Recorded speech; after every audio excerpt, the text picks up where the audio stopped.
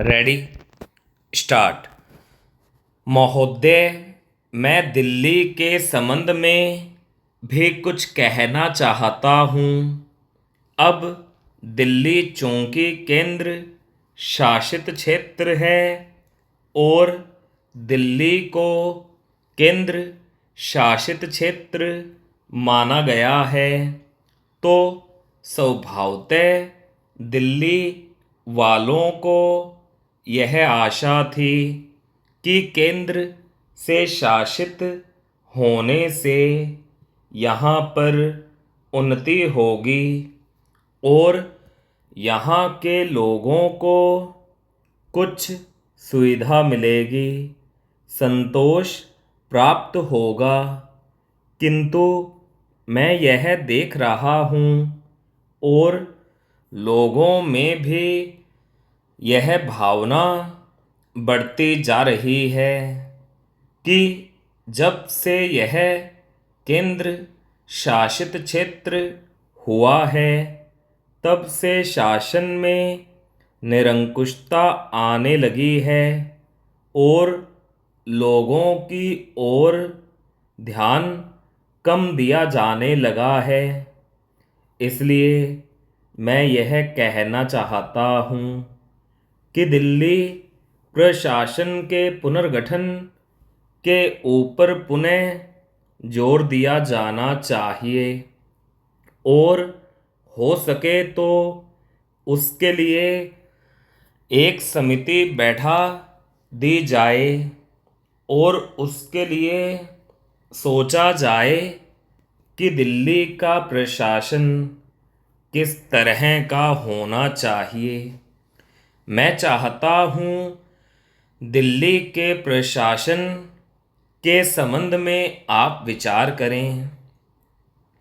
भ्रष्टाचार के संबंध में यहाँ बहुत कुछ कहा गया है, मैं पुनः उसको दोहराना नहीं चाहता, किंतु इतना अवश्य कहना चाहता हूँ कि आज देश में जनता का जो नैतिक स्तर है वह दिन प्रतिदिन गिरता जा रहा है।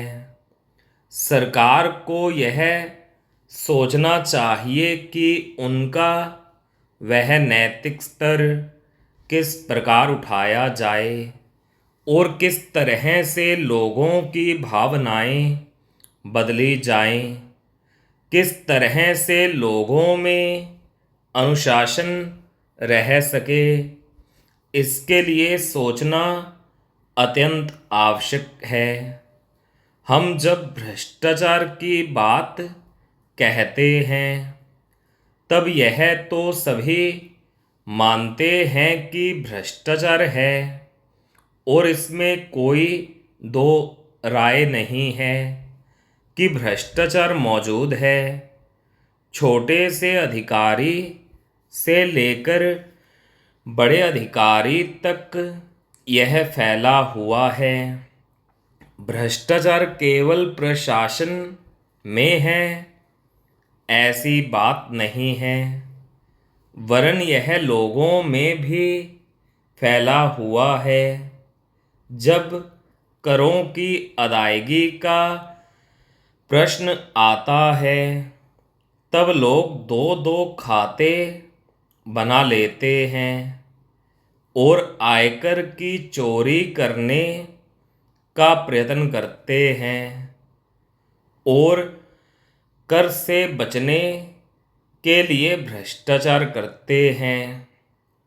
जैसे बगैर दोनों हाथ के ताली नहीं बज सकती, ठीक वही बात भ्रष्टाचार के संबंध में लागू होती है। भ्रष्टाचार के निवारण के लिए जितना अधिकारियों का कर्तव्य है, उतना ही कर्तव्य जनता का है।